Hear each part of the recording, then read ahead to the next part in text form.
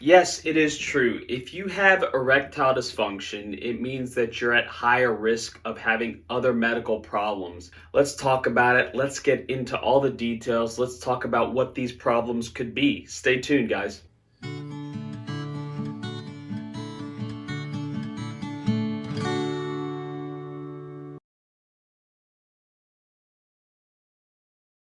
Hey guys, Dr. Segel here. So the question is, somebody told me if I have erectile dysfunction, I have a lot of other medical problems. Is this true? The short answer is yes, it is true. There is some truth to this statement, but let's talk about it. And I want to talk to you at the end about, why this is a really important phenomenon to think about and why it could potentially even save your life. So make sure you stay tuned till the end to get that pearl of wisdom. So we always think about erectile dysfunction and they see us, urologists, because it's a problem, right? It is the problem that they want fixed. But the National Institutes of Health have described erectile dysfunction as actually a symptom of some other disease. Because remember, it's a blood flow problem. So if there's a blood flow problem going to the penis, then it may be a sign that there's blood flow problems elsewhere. Let me list some of these problems elsewhere that may have the symptom of erectile dysfunction. Number one, type 2 diabetes. So diabetes can affect your microvascular function or the caliber of small blood vessels. And if these blood vessels are not transmitting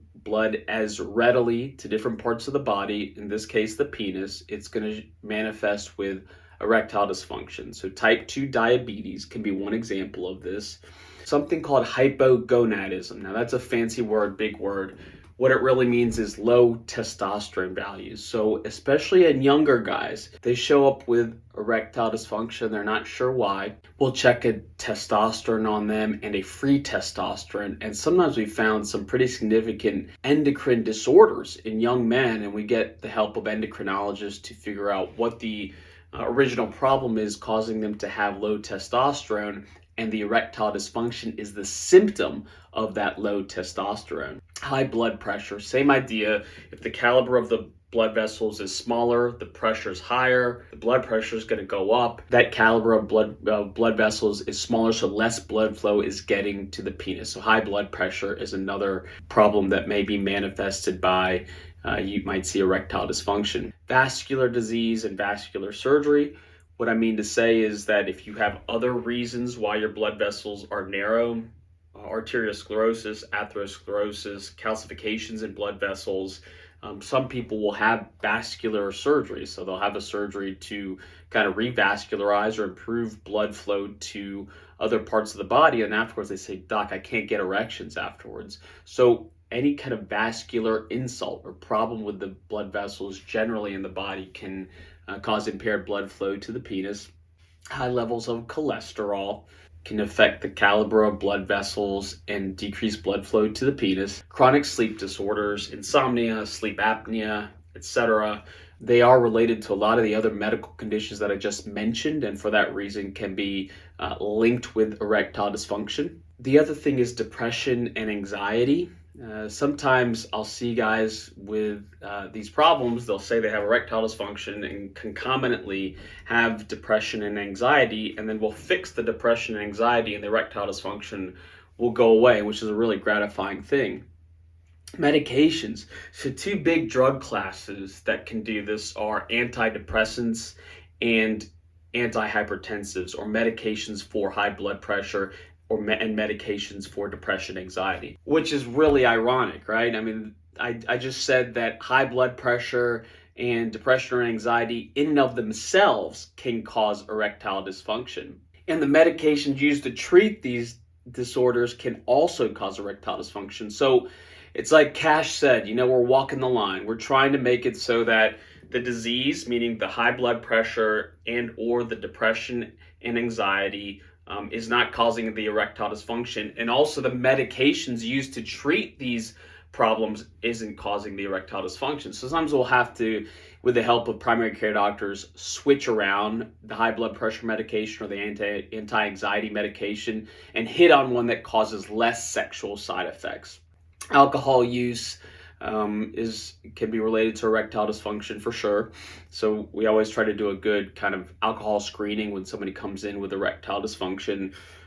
Kidney failure, dialysis can affect it as well. Smoking, right? So smoking is not good for you for a variety of reasons, but it's linked with erectile dysfunction because it can cause problems with the blood vessels called vascular disease, and also it can cause it's associated with high blood pressure. So for that reason, smoking can be linked with erectile dysfunction. So I've given everybody's got a bunch of problems in their life, right? And I've just given you a whole bunch more problems to have to think about or deal with, and you're thinking, great, thanks a lot. What do I do about this? So the first tip that I would give you is just get a PCP. A lot of guys will see me because they're seeing me for the erectile dysfunction, and that's the major thing affecting their life. But I'm not the guy that typically orders lipid studies, check blood pressure regularly, do screening tests for all the medical problems that I saw. We do some of them, but we don't do all of them. And for those of you that have seen a urologist, I'm sure that you've noticed how they are in and out. They're super busy because of the kind of the volume of patients that we see. Primary care doctors are better than us at dealing with these kinds of problems. So the first thing I would tell you is just get a PCP, get a primary care doctor. Say that you want to get checked out for the things that I just mentioned, and it's very straightforward for them to do this, and they do it all the time. So that's kind of the important thing that I want to tell you about, to get a primary care doctor if you have erectile dysfunction, so they can screen you for these other problems. The other thing is you can actually screen yourself for some of these things too. So if you have problems with erections, you can screen yourself for depression or anxiety. There are lots of online screens to try to figure that out. You can screen yourself for a neurologic problem. Do you have any kind of motor problems? Have you noticed any weakness, any sensation changes? You can screen yourself for sleep apnea in some regards, or your partner can. If your wife's telling you that you're snoring all the time and you notice that kind of since she's been saying that, the erections haven't been as good, well, you may have sleep apnea contributing to the problem. High blood pressure. Almost every pharmacy now has a blood pressure machine. Just show up at your pharmacy, get your blood pressure checked. If you have erectile dysfunction, do that. See if that's an issue. And this is my pearl of wisdom. It's annoying and it's problematic and affects your quality of life to have erectile dysfunction. But I try to tell guys, and this is kind of sometimes a hard sell to tell people, but I tell them that you should look at it as an opportunity, right?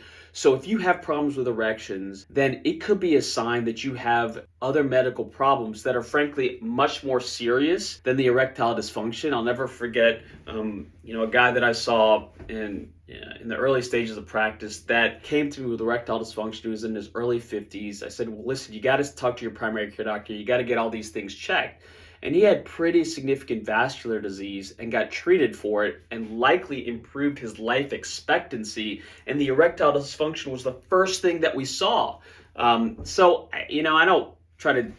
don't mean to trivialize it, but I think that, having the erectile dysfunction can be something that potentially saves your life in that regard. So look at it as an opportunity if you can, okay? That is my pearl of wisdom. I hope this has been helpful to you. I hope that it gives you some insight as to why erectile dysfunction can be a sign of other medical problems and how to go about troubleshooting and figuring the answer out as to whether you have those medical problems. We certainly appreciate you guys listening. I hope you got value from this video. Please subscribe to our channel. We release at least 2 videos a week. Thank you very much again, guys.